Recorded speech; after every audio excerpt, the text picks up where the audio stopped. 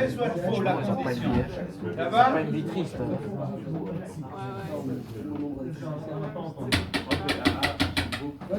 Donc, je répète, on va faire l'exercice 7. Le but de cet exercice, c'est de créer un petit menu, mais avec la boucle case. La boucle case, on a dit, il y a une entrée condition booléenne. Si elle est vraie, j'ai une face vraie où je vais mettre le code qui correspond à vrai. Si faux, j'ai une autre face où je vais mettre le code pour faux. Mais ce n'est pas la seule utilisation. Je peux avoir plusieurs conditions. C'est-à-dire la condition peut être des valeurs numériques. 1, 2, 3, 4 et ainsi de suite. Et pour chaque cas, j'ai une face pour coder, pour mettre un code. D'accord ? Des comparateurs Si tu mets des comparateurs, tu envoies aux conditions, ça devient booléen.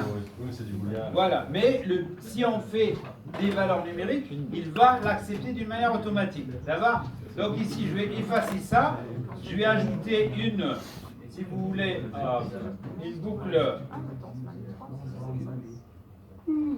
une boucle case. Regardez ici, j'ai la boucle case ici. Lorsque je l'ajoute, d'une manière automatique,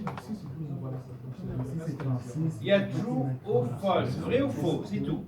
Maintenant, si ici, je ne vais pas donner, si vous voulez, une valeur ou une condition booléenne. Par exemple, je vais ici demander à l'utilisateur de faire entrer son choix. Hein, d'accord? Je vais lui demander de rentrer son choix.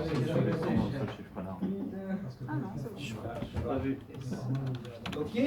Alors, si je rentre ça et je dis c'est ça ma condition, initialement il attend une condition booléenne verte. Si je relis, il va changer, il va me donner ici tout de suite en fait un cas avec des valeurs. Il me dit 0 et 1, mais je peux toujours aller cliquer ici, ajouter, d'accord? Par exemple, ajouter un cas après, c'est-à-dire j'ai 0, 1, il va ajouter 2. Si je clique encore ajouter, il va ajouter 3 et ainsi de suite. Donc j'aurai, si le choix est 3, je peux faire le code ici. Si le choix est 2, je vais le coder ici et ainsi de suite. Et il y a un qui par défaut, ça veut dire si la valeur qu'il a elle est différente de 1, de 2, de 3, eh bien il va faire 0 d'office. Soit je choisis 0, soit une valeur qui n'existe pas ici, et bien c'est défaut qui est exécuté, mais je peux le changer, d'accord? Alors, si on veut faire un petit menu de combien de valeurs 1, 2, 3, 4, je peux imaginer que j'ai le premier cas, le deuxième. Dans chaque cas ou chaque option, il y a un petit code à exécuter, et bien dans ce cas-là, je peux voir que vraiment mon choix correspond. Et dans chaque cas, si je suis à 0, je vais dire que je ne vais pas demander à l'utilisateur d'utiliser, par exemple, choisissez entre 1 et 4. Ok? Voilà, ça c'est la demande. Imaginons qu'il a laissé 0, donc c'est faux. Dans ce cas-là, ce que je vais lui dire ici, je vais lui dire attention, tu fais attention à ton choix. Ça va?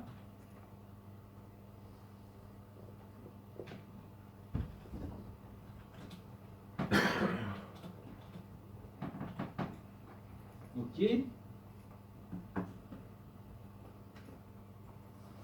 Pour me faire attention, d'accord? Je peux ajouter ici un message pour me dire, par exemple, m'afficher un petit peu. D'accord? Message, c'est tout. D'accord? Alors, s'il y a un 0, eh bien, qu'est-ce qu'il fait le code? Je fais rien, je fais juste un message envoyé. Ok? Maintenant, s'il y a 1, par exemple, je vais lui dire vous avez choisi l'option 1 pour lui confirmer. D'accord? J'ajoute ici un message qui dit vous avez choisi ou votre choix c'est 1 ou première option. Mais je peux faire bien sûr le code que je veux, hein, donc c'est pas ok. Je l'envoie.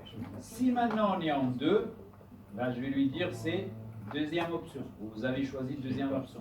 Vous pouvez écrire ce que vous voulez. Non, D'accord? on peut faire comme ça avec les deux. Non, on peut faire comme ça avec les deux. Et je l'envoie à l'extérieur. Peut-être. Non, ça va. D'accord? S'il s'agit de 3, la même chose.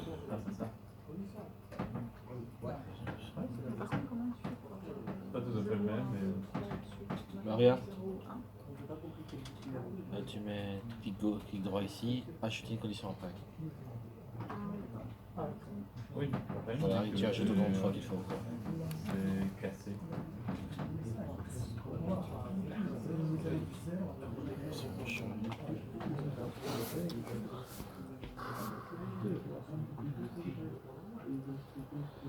Est-ce qu'il y a écrit les choix? Deuxième option.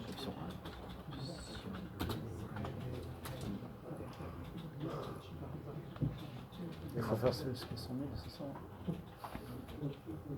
Ok? Là, t'es le stade de... Donc ici, c'est comme un menu, mais comme je dis, j'ai pas fait beaucoup de choses dans chaque option, mais j'ai juste pour vérifier que ça fonctionne. Donc normalement, soit je choisis 0 ou une valeur autre que 1, 2, 3, 4, ben il va exécuter 0. Si je choisis 1, il va exécuter ce qui est là. Il va m'afficher première option. Si j'affiche le 2, je choisis le 2, il va me dire normalement deuxième option, troisième option, quatrième option. Et je peux faire autant de codes que je veux. Ça c'est juste pour tester. Donc ici, si j'exécute, ok, comme j'ai rien choisi, donc il me dit attention au choix. Parce qu'ici, j'ai dit choisissez entre 1 et 4. Ça va? Donc ici, je vais un petit peu agrandir l'afficheur. Voilà. J'exécute.